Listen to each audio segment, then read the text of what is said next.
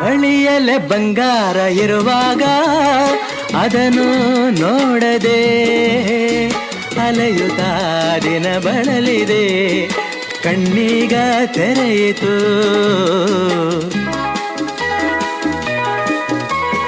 ಬಯಸಿದ ಸೌಭಾಗ್ಯ ಕೈ ಸೇರಿ ಹರುಷ ಮೂಡಿತು, ಒಲವಿನ ಲತೆ ಚಿಗುರಿತು, ಕನಸಿನ್ನು ಮುಗಿಯಿತು.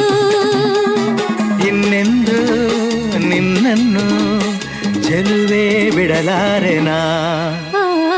ಬಾಗಿಲಿಗೆ ಹೊಸಿಲಾಗಿ ತೋರಣದ ಹಸಿರಾಗಿ ಪೂಜಿಸುವ